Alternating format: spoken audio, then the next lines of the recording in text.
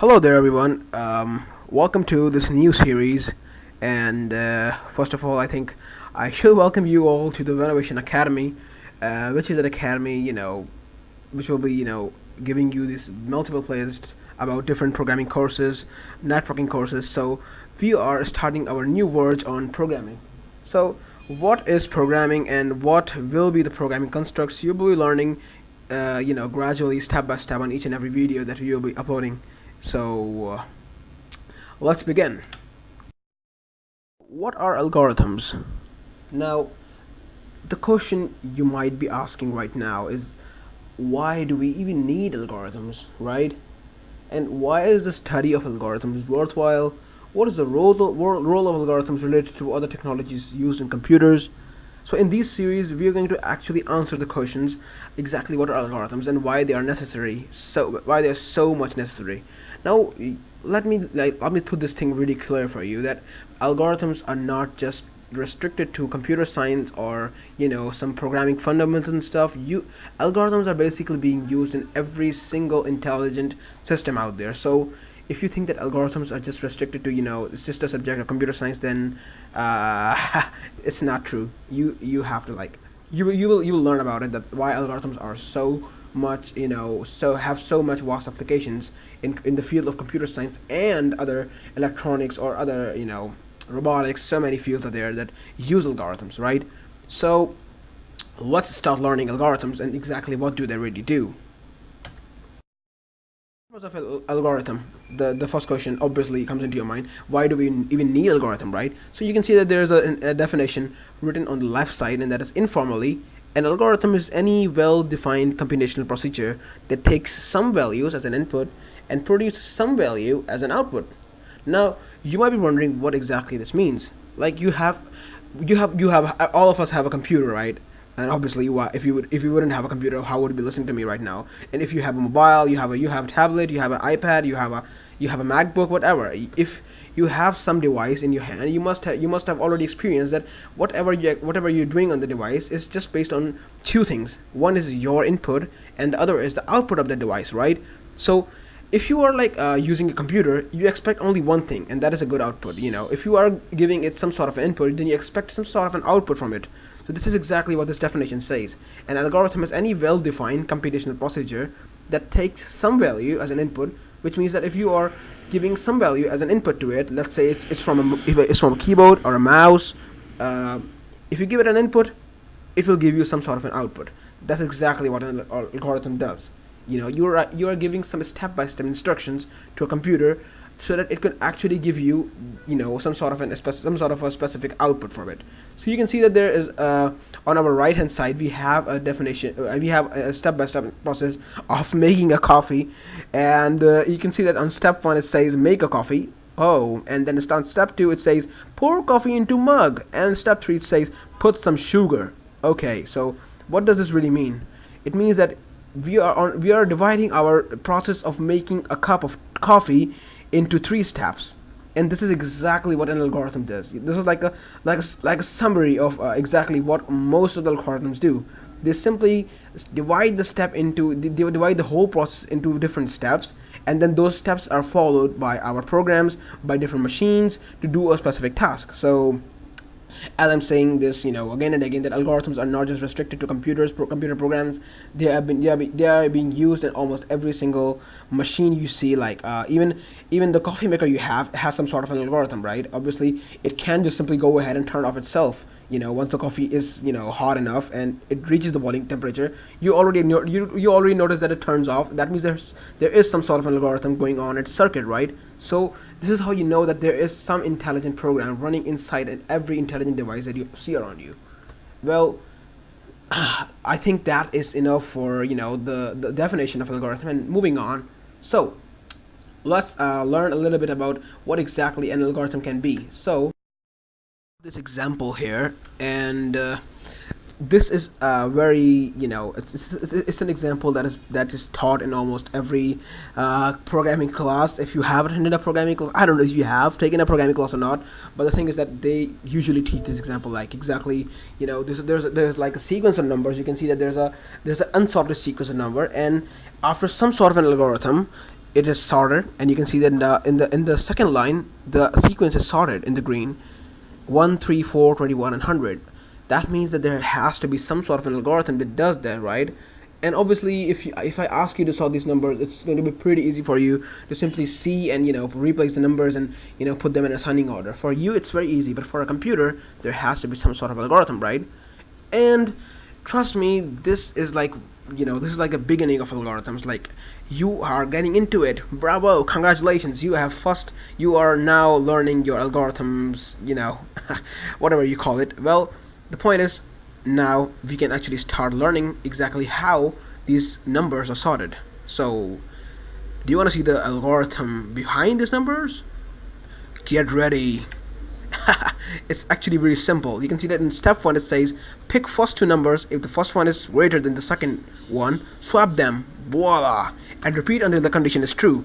So it's so simple. What it means is that you simply go ahead and pick the first number. You take first two numbers, and once you have taken the first two numbers, you simply go ahead, you swap them. If the one number, you can see in this example I have this 21 and 3. So 21 is greater than 3. So the 21 and 3 will be swapped. And similarly, when 21 will go there, it won't be swapped because 21 is smaller than 100. And this is how the whole thing is swapped. And this process is repeated again and again and again and again until all of the numbers are sorted. So this is the basic algorithm. And if you want to see the sequence exactly how that happened, I'm going to show you the sequence. Look at that.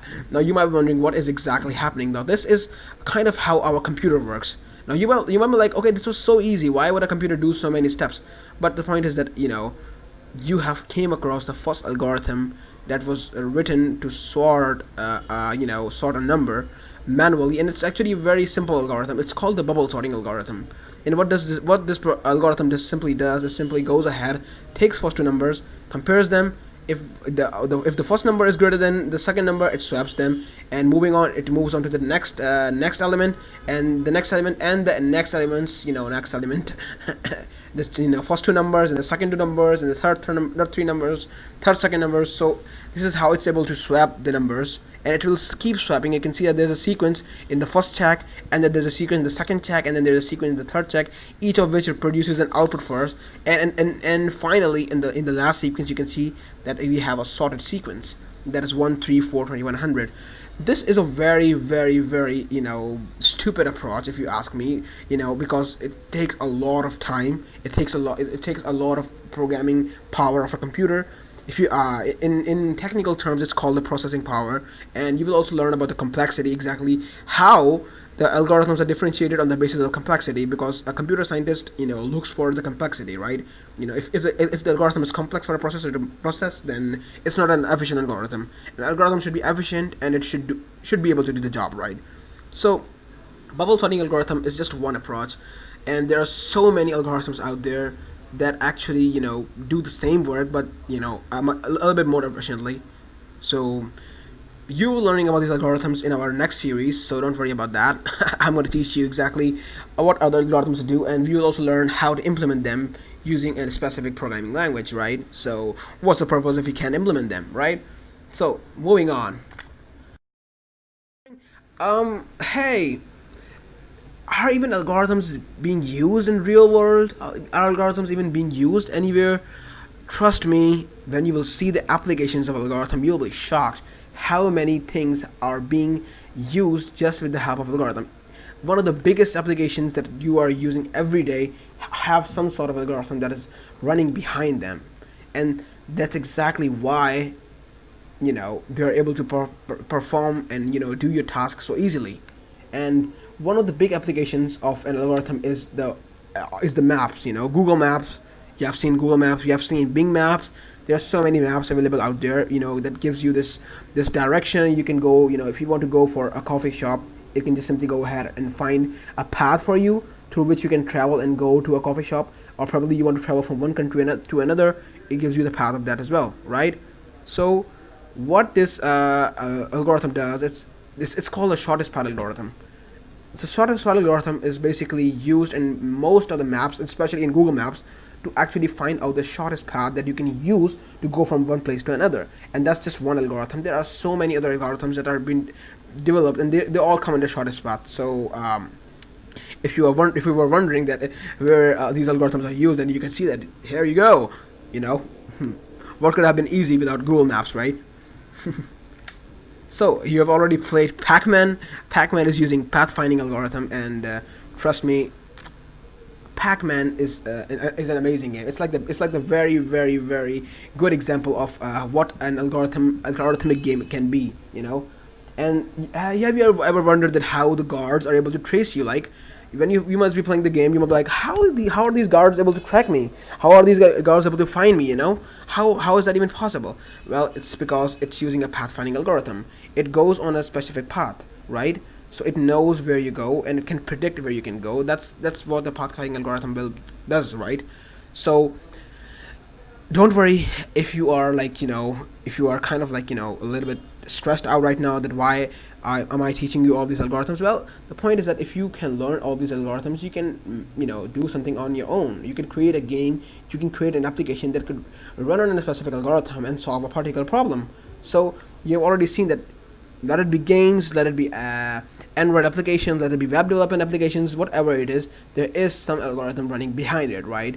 And the point is not, the point is you shouldn't, you don't have to like learn these algorithms. You can develop one of your algorithms. But the basis of actually learning to create an algorithm is to actually learning the actual algorithm that has already been created, right? So I have another example as well. Chatbots. This is like this application right here is being used nowadays, and obviously the web applications, Android applications, game development, they have all been about, nowadays they're all about artificial intelligence. And you have already used Google, you have already used Siri, you have already used Cortana. So many other chatbots are basically using this algorithm called string processing algorithm. And this algorithm, basically what it does, it is simply receives your input as a text, whatever you say, and processes your voice and gives you some sort of output. So you can see that so many applications are there that are being used, right? So that is it for the applications, and I hope you have kind of gotten into it, kind of gotten the kickstart exactly what algorithms are. And now let's move on to our next slide and your task. So the algorithm we discussed previously, that's the bubble sorting algorithm that was used to sort the sequence of the numbers. I want you to come up with a better sequence technique that was better than the sequence that was previously discussed. And trust me, it's really easy. You will be able to do it, and we will be coming up with with our techniques and the techniques that have been discovered until now, and I will teach you those techniques. But I want you to be creative and create one of your own. So that's it. Thanks a lot for tuning in. Bye.